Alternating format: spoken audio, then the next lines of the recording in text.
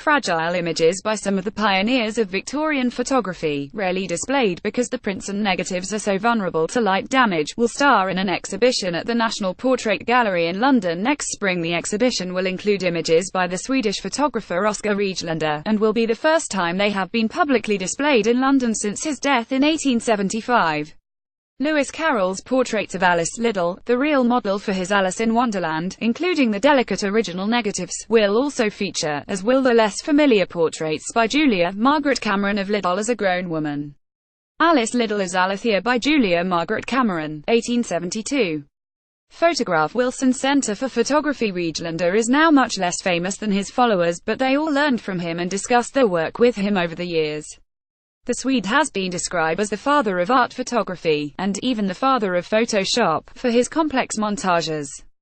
These included the epic 1857 Two Ways of Life, which is composed from 30 separate negatives, and had to be printed across 2 sheets.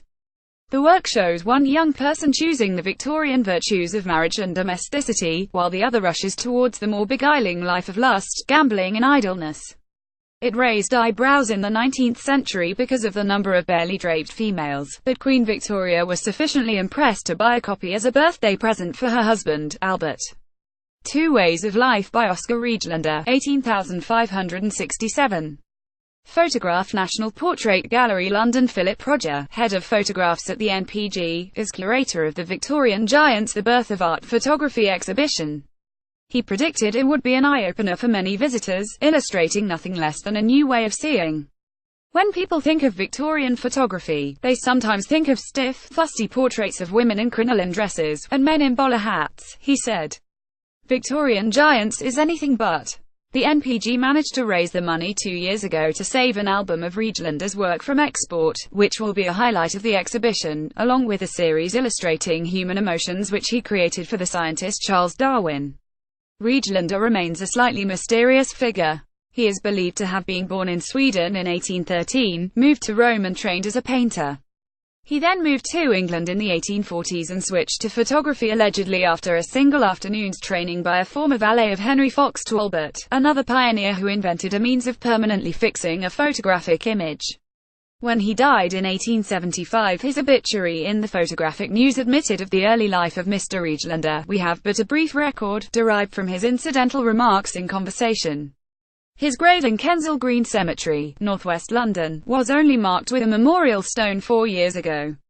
The NPG exhibition will show his work for the first time with that of Carroll, Cameron and Clementina Harden, considered to have created art photography.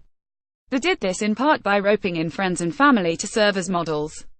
In the case of Cameron, passers-by on the road outside her home on the Isle of Wight were called upon.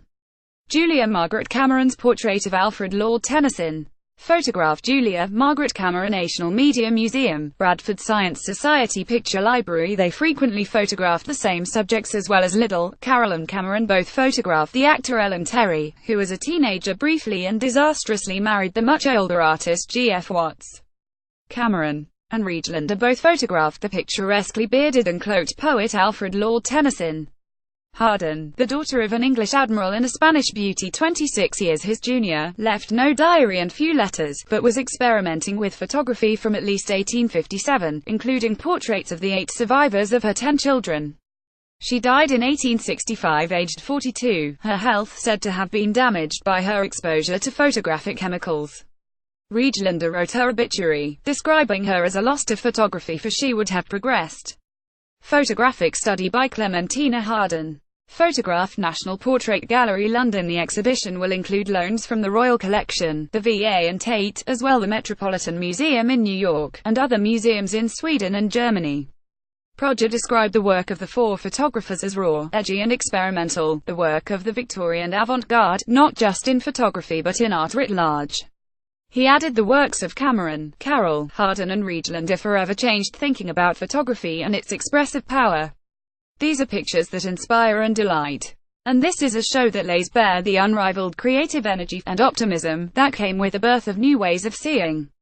Victorian Giants: The Birth of Art Photography at the National Portrait Gallery in London from the 1st of March to the 20th of May 2018.